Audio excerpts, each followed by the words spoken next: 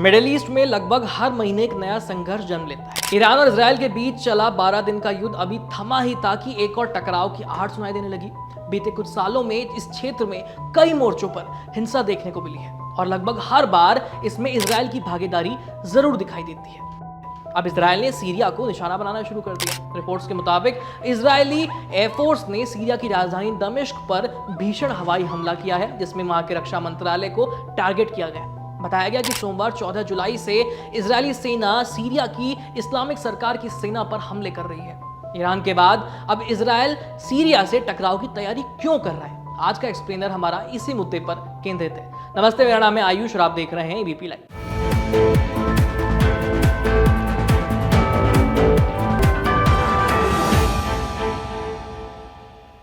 दरअसल सीरिया के स्वेदा प्रांत में बीते कुछ हफ्तों के दौरान ड्रू समुदाय और सुन्नी बेदौइन जनजातियों के बीच हिंसक झड़पें हुई।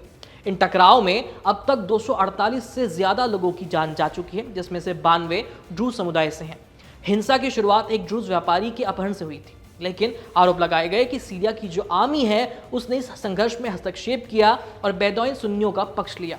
लंदन स्थित Syrian observatory for human rights का कहना है कि सीरियन आर्मी ने ड्रू समुदाय के कम से कम 21 लोगों को इस मामले के चलते फांसी दे दी। इस कार्रवाई से अल्पसंख्यक ड्रू समुदाय के भीतर गुस्से के साथ साथ आक्रोश फैल गया है। बता दें कि इजरायल की सीमा से लगे इस क्षेत्र में ड्रू समुदाय की उपस्थिति काफी पुरानी है। इजरायली प्रधानमंत्री बेंजामिन नेतन्याहू पहले ही यह साफ कर चुके हैं कि दक्षिणी सीरिया से पूरी तरह से आर्मी को हटाया जाना चाहिए और अल शरा की सेना वहां स्वीकार नहीं की जाएंगी। इसके अलावा ड्रूज नेता शेख मफाफक तारीफ ने इस संघर्ष को ड्रूज अस्तित्व की लड़ाई कहा है और इजरायल से उनकी मदद करने की मांग की है। इसके तुरंत बाद इजरायली सेना ने न केवल दमिश्क में सरकारी मंत्रालय और दूसरे सरकारी प्रतिष्ठानों को निशाना बनाया, बल्कि गोलान हाइट्स के सीमावर्ती इलाकों के अतिरिक्त सैन्य बल जो थे वहां पर उन पर भी हमले करने शुरू कर दिए। इजरायली हमले के बाद सीरियाई राष्ट्रपति अहमद अल शरा ने जनता को एक इमोशनल मैसेज दिया। उन्होंने गुरुवार को कहा कि सीरिया की जनता ने हमेशा बंटवारे की साजिशों को नाकाम किया है। हम इस जमीन की संतान हैं और इजरायल की विभाजनकारी चाल को सफल नहीं होने देंगे। ड्रू समुदाय हमारे समाज का अहम हिस्सा है और उनकी सुरक्षा हमारी प्राथमिकता है। इसके साथ ही सीरियन राष्ट्रपति आगे कहते हैं कि इजरायल पुराने शासन के पतन के बाद से सीरिया की जमीन को संघर्ष का मैदान बनाना चाहता है और हमारे सामाजिक ताने बाने को तोड़ने की कोशिश कर रहा है। राष्ट्रपति अल शरा ने यह भी कहा कि हम युद्ध से नहीं डरते, लेकिन जनता के हित में इसलिए हम अराजकता से दूरी बनाए हुए हैं। देश की एकता की रक्षा ही हमारा सर्वोच्च उद्देश्य है।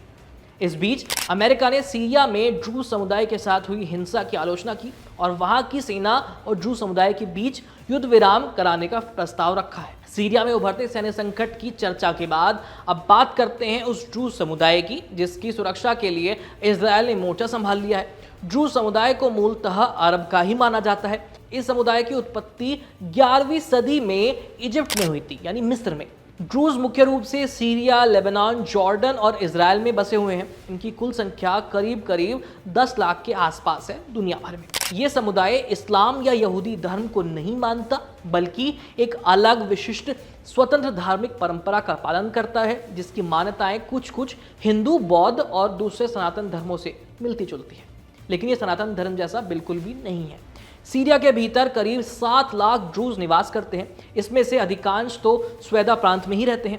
वहीं सीरिया के कब्जे वाले गोलान हाइट्स में 29,000 से ज्यादा ड्रूज नागरिक रहते हैं, जो कि खुद को सीरियाई नागरिक मानते हैं। इजरायल ने उन्हें कई बार नागरिकता देने की पेशकश की है, लेकिन उन्होंने इसे अस्वीकार कर दिया। वहीं दूसरी ओर इजरायल में करीब 1.5 लाख ड्रूज नागरिक हैं, जिन्होंने इजरायली नागरिकता स्वीकार की है और वे इजरायली सेना में कार्यरत हैं।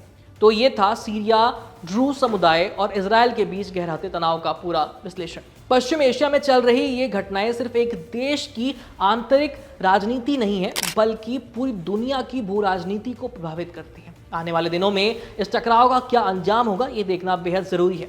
आप इस मुद्दे को कैसे देखते हैं? कमेंट सेक्शन में अपनी राय करके भेज दीजिए। फिलहाल इस खबर में इतना ही। आपके लिए इस खबर को कैमरे पर रिकॉर्ड किया था मेरे साथी संचित और हर्ष ने। मिलते हैं आपसे अगले वीडियो में, तब तक के लिए this is Ayush Kumar signing off.